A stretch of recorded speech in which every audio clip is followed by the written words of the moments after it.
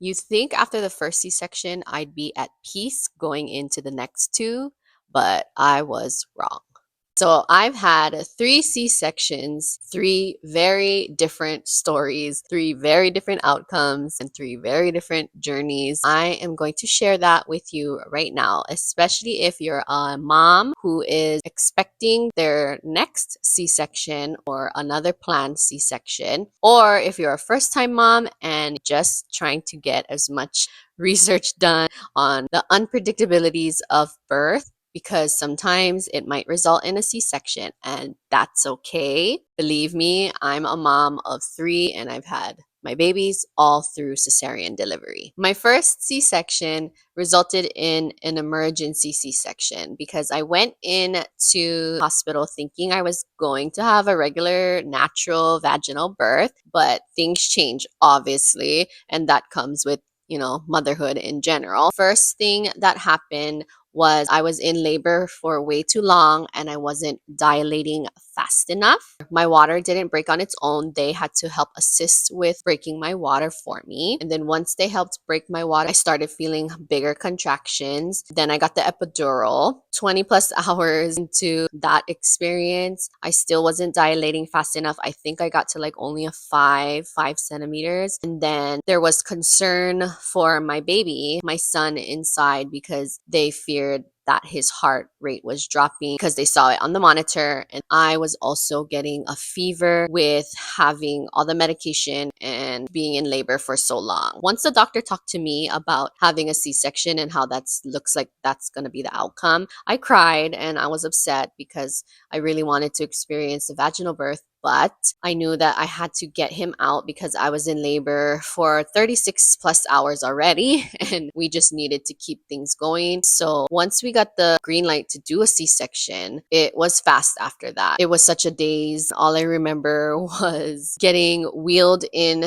to the OR, the operating room. My husband had to stay outside of the room until the surgery was about to start. Once I went into the OR, they were telling me, this is the anesthesiologist and all of that stuff. They were trying to prep me for what was about to happen. They introduced me to the other doctor that was assisting the surgeon. All I remember really was having the shakes from my epidural and them telling me that they're about to cut me open. My husband got to come inside like right before they started cutting me open. My husband also got to film the birth, as gruesome as that sounds. Yes, we watched it. Literally, the doctors cutting me open and taking out my son. And then, yeah, I mean, it was pretty textbook. He came out through the C section. The doctor showed me my son over the sheet, and then they put him onto, all the measuring that they do for babies when they're just born. They gave me my son, and I got to do a little bit of skin to skin with him. After they sewed me all back up, I was in a daze. I had to go to the recovery room.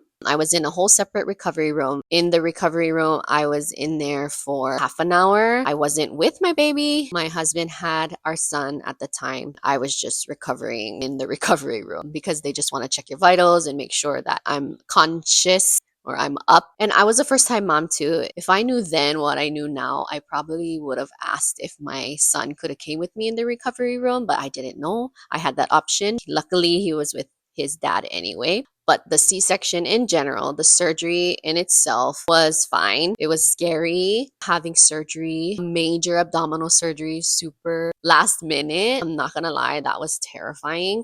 But the outcome of the C section was great. That's how my first C section went.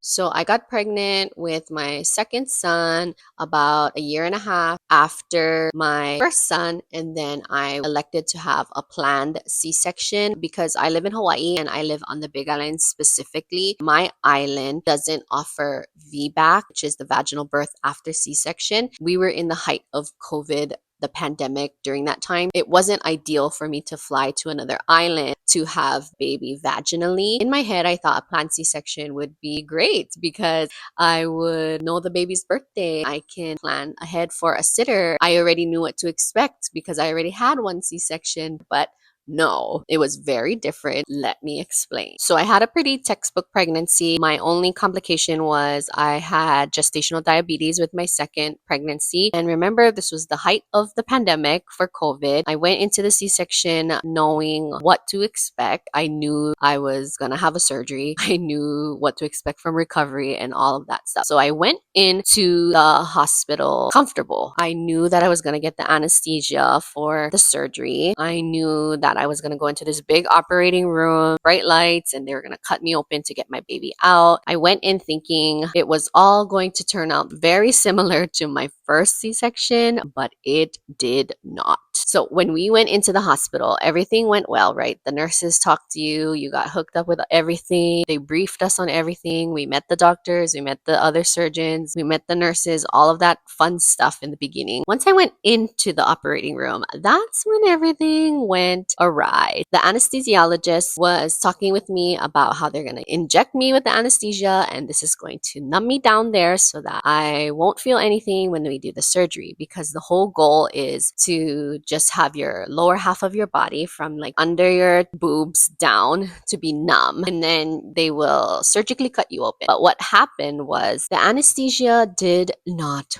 work. I don't know why. I don't know if it was the anesthesiologist's fault. I don't know if it was my fault. I didn't know if it just was the timing of everything, but it did not work. And let me tell you how I knew it didn't work. Okay, this is the part that was terrifying in my second C-section. My doctor was talking to me. He was like pressing my stomach with the sharp tool. And I said, I can feel that.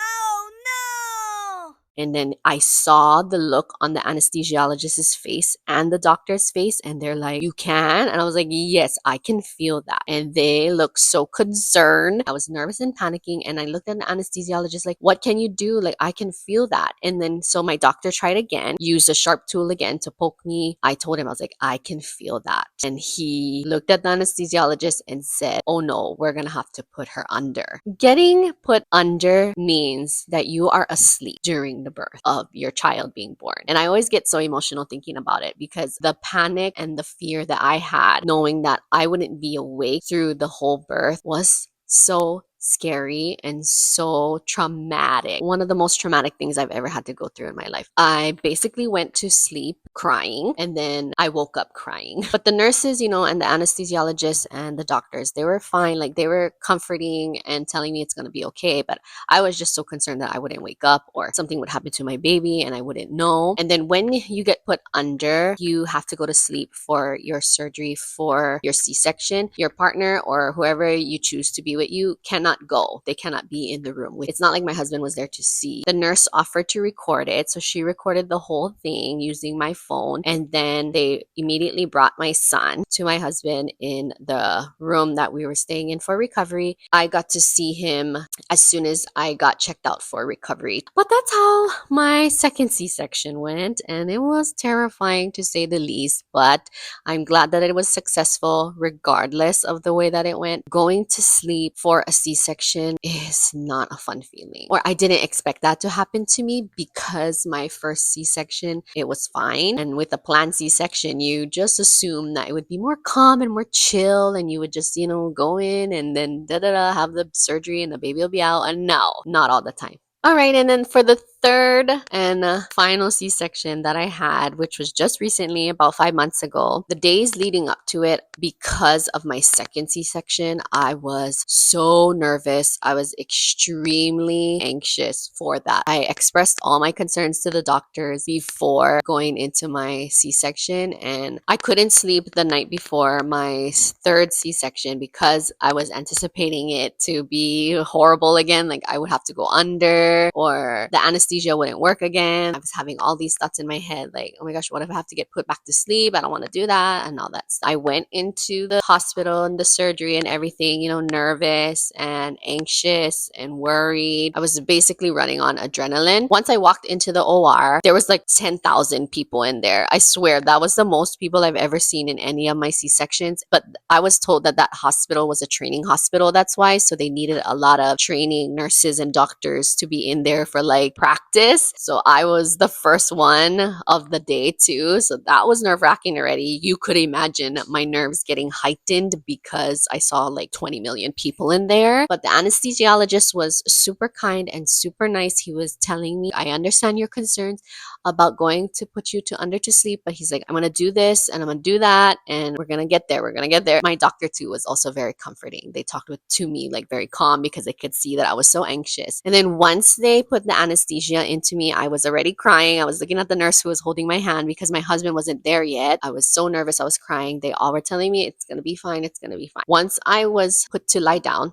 and they put the big white sheet up where where you can't see the surgery, they were talking me through, and then the anesthesiologist was like, okay, so in a couple of minutes they're gonna check you to see if it was working. And then the doctor was like, okay, Cherry, are you ready? I'm gonna poke you with something sharp to see if you feel it. And that part I was terrified, like I'm getting chicken skin just thinking about it. When he did it, I didn't feel it. I didn't feel a thing, and I was so, so, so, so happy. You don't even know. I was extremely happy that I didn't feel anything. And then they were looking at me like, okay, we're gonna give it, we're gonna do it. And then my husband came in. The nurses were like, okay, we're about to start. And then the doctor started, and they were talking me through it. They even played music in this one because I don't remember any of my other births having music. Obviously, I was asleep for the second one, but this one he had music going. And then all of a sudden, she came out. Then it took a minute for her to cry, but she cried. And then it was a great, great feeling because I just felt this huge relief that I was able to be a witness in the birth. And then I got to actually be cheek to cheek with her as soon as she was able to come to me. And it was so special. And I'm so, so thankful that it happened that way. But let me tell you, so 3 different C-sections, okay? First one, emergency. The second one, I got put to sleep. And then the third one was everything I could imagine and more. So I feel like the 3 different births of my life is like the theme of my life, really. That is how all of my 3 C-sections went. You can go into your C-sections expecting the same outcome. Expect the unexpected, because even though you're going in for a planned C-section, things might not turn out. Just know that if you are in for a C-section, or you're going to get another C-section, or maybe you didn't have a C-section but you know other people who had, every story is different, I swear. But I am incredibly thankful for all of my doctors, all of my nurses, all of the people that helped bring my 3 babies into the world. And I am incredibly thankful for this technology of a cesarean delivery, because if there wasn't a C-section, I wouldn't have had my babies. So I'm so thankful for that option. So if you're scared of having a C-section or doing it again, I see you. It's okay to feel all of the feelings. You're not less of a mom because of how you bring your babies into the world. You're doing your best to prepare, and just know you're not alone.